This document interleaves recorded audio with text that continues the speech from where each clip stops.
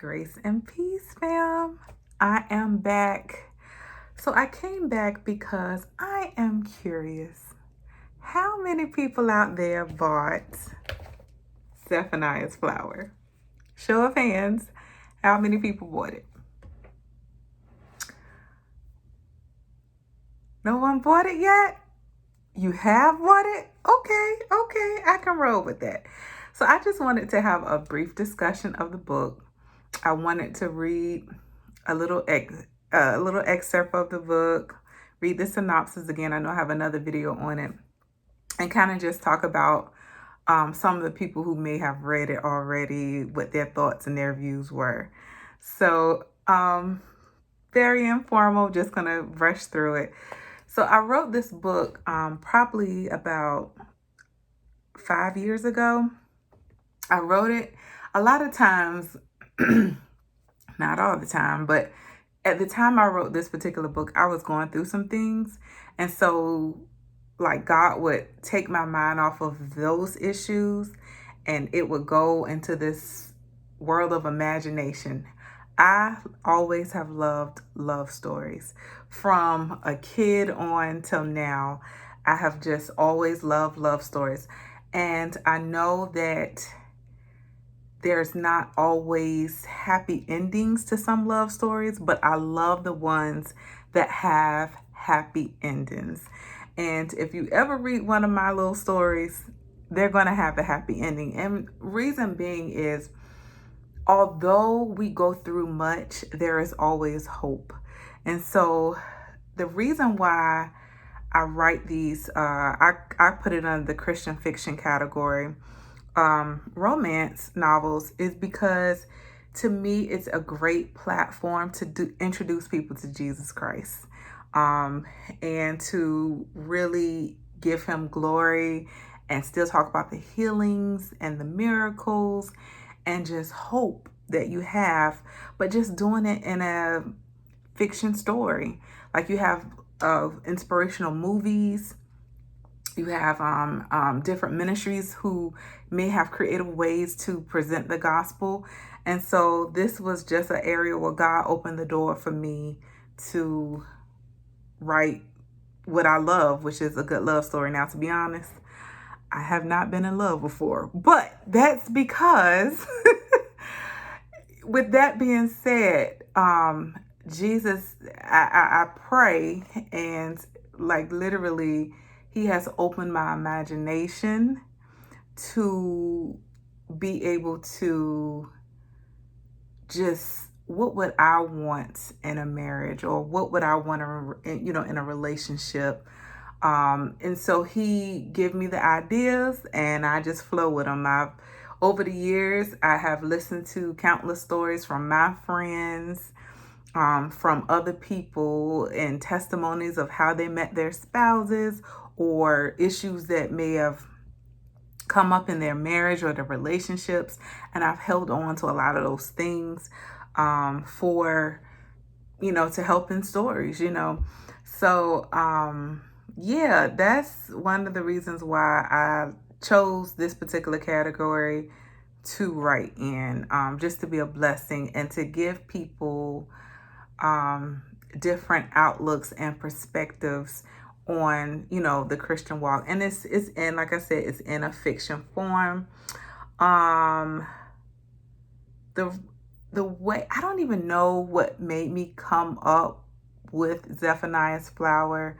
A lot of times I can look at a person, or I can maybe look at a movie and thoughts just come.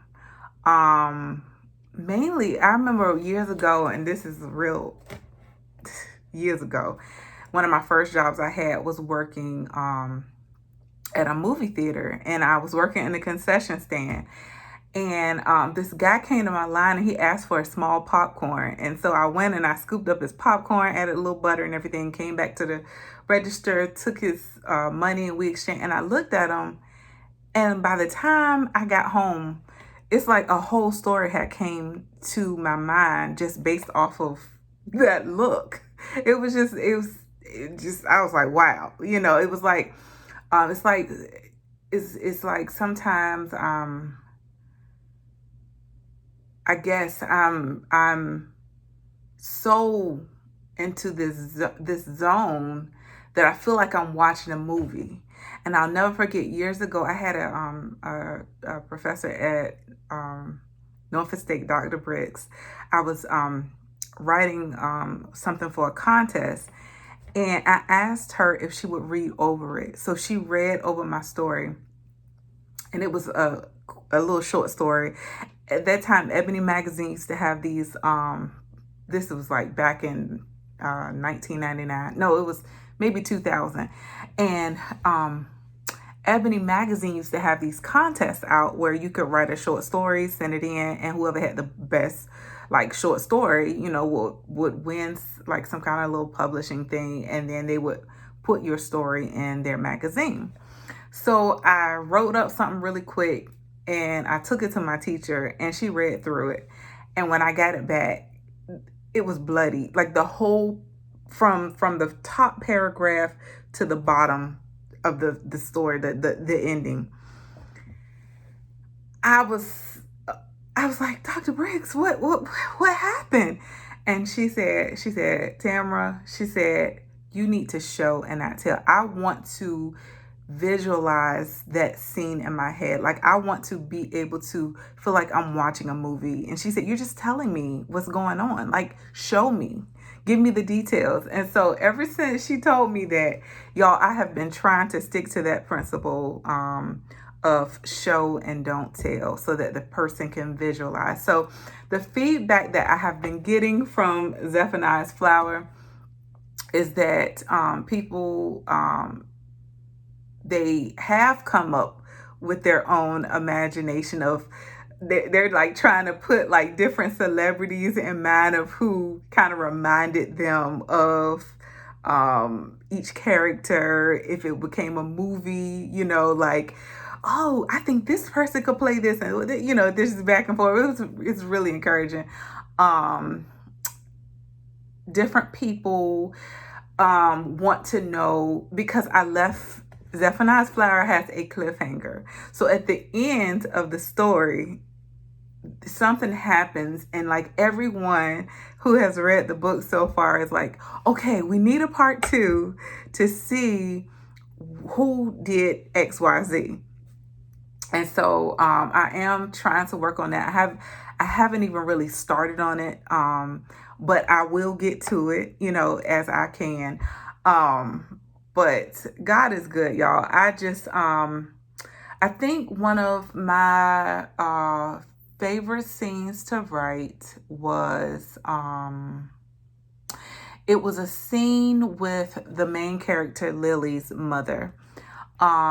Lily's mother she was very young, because she had Lily as a teenager. She met this guy who she was in love with from the night she met him, but she never heard from him again. And at this point, Lily is 18. There's so much that has transpired in her mother's life that it's like she just felt like it was no hope. So she was literally living for her daughter. And so she just was like, I'm just going to live for her. I'm going to work for her.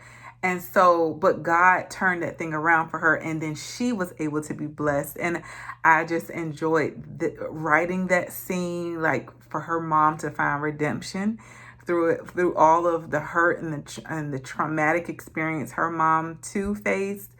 She was able to get some love in return. So that was one of my favorite scenes. I'm going to quickly read a scene from one of the chapters in the book. And let me start here. This has been a pleasure, his voice trembled. God has never used me in this capacity. Zephaniah stood up. Listen, here's my cell and home number. He leaned down and whispered into her left ear. You keep in contact with me, Lily. I'm here for you. Lily felt a slight tingle move down her back. He gazed into her eyes for a moment and glanced down at her mauve-glossed lips. He cleared his throat and rubbed his hands together. Placing his hands upon hers, he gently kissed her forehead. "Let me go, love." Zephaniah said his goodbyes, then boarded his plane around 12 noon. He would have stayed the entire day with Lily, but he had experienced such strong feelings for her. His feelings for Lily surpassed the courting moments he shared with Jaleesa. The spiritual connection he shared with Lily was unbelievable. Now, sitting on the plane, he gazed out of the window, thinking about the healing that manifested. Lily received a miracle from Jesus. Thinking about her made him rethink his relationship with Jaleesa. Lily was beautiful to him, even while she was ill. Zephaniah sent his mom a text message about his arrival time. He could not wait to tell his father about this experience. He would not contact Jaleesa until he was ready. A break was so much needed from those nagging moments she spun on him throughout the week. Later that evening, Lily stroked the fur of the white teddy bear that sat upon her lap. She smiled, thinking about how there was no pain since Zephaniah's prayer and God's healing. Ahem, Lily, how did it go with Zephaniah? You look like you are glowing, girl. Lily glanced over at her mother and wondered, Ma, I'm healed. I wish you could have been here. I could do a cartwheel, she laughed. Latoya folded her arms in laughter. She sensed a different presence in the room. It was so peaceful in this room, Mom. Death won't be lurking around me anymore. I will have to tell Dr. Lamb to check you out. You are coming home. You look like my baby 5 years ago, bright and beautiful. So that's what I'll stop.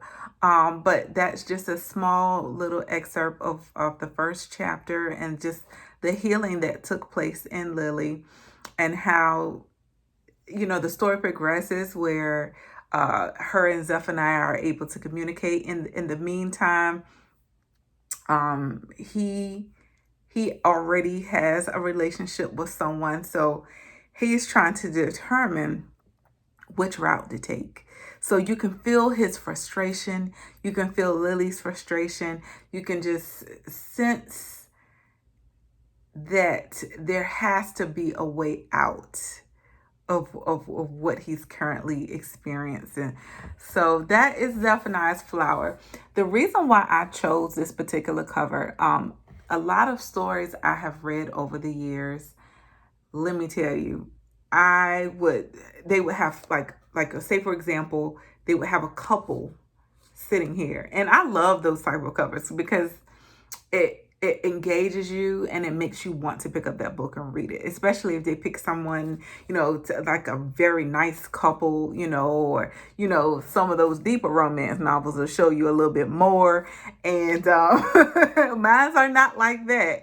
But this one, it will show you pretty much the reason why this flower is here is because Lily went through so much. So you see the snow here. So this is that season she was in. She was in a season where death was knocking at her door, ready to take her out. But then all of a sudden, it's like God stepped in and this flower grew out of the snow and that sunlight is beaming down on that flower. And so I chose that so that the reader can have their own imagination of how Lily or Zephaniah or Jaleesa looks. You can use your own interpretation, your own imagination of what you think that character might look like. How do you think the story should go if it's a part 2?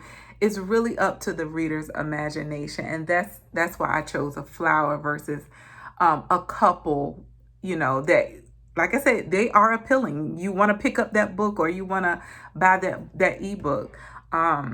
So that is this story. I pray that if God leads you, you get that, whether it's the ebook or the paperback, I pray that you're able to pick that up. Now, I have 2 other romance novels that are out there. Christian fiction romance, that's the category. One is called Faithful Love. That's one of the first ones I was able to publish on Amazon. And I like that one, y'all. I'm going to tell you why. I like it because it takes you back to the 1960s, an era which I have no idea about, but I have studied, I've read, and I just, it's an interracial relationship type story. So God is amazing in how he just gave me the characters and the whole setup of the neighborhood, and just the him being on the ship and you feeling his frustration, and her being a young person that wants to please her parents. She wants to please God, but she's in love with this young man and she can't fight the feelings that she is having for this young man. And so it's a really it's a heartfelt story with plots and twists and turns that people have called me mid-story. I know that you didn't let this happen and that happen and that happen. It is so funny to hear everybody's reaction. But check out Faithful Love when you get a chance. The other book I wrote, which is an ebook as well, is called Ride to Life, The Chase. That story is also an interracial relationship story where this guy is going through like a bunch of like traumatic drama, just he is running from God, literally, and God is like, I want you, son, and he's like steady running. And so he runs into this young lady who really encourages him in the faith, and he just has a breakthrough moment, and he carries her on that journey, that ride with him. So that's another story. That's the ebook story.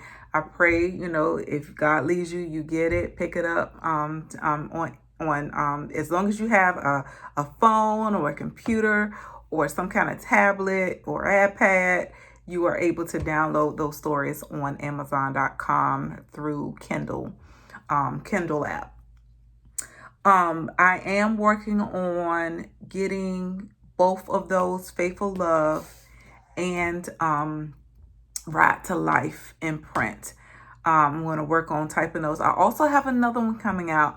I would show you, but it is almost ready. I got a copy of it in the mail. Just have to add a few edits to it, and that one will be done.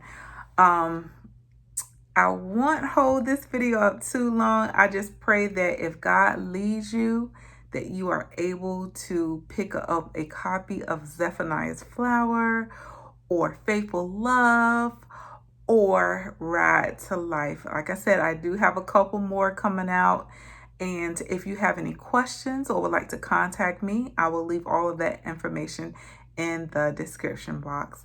Thank you so much, y'all, for listening, and I pray that you have a blessed day. Bye.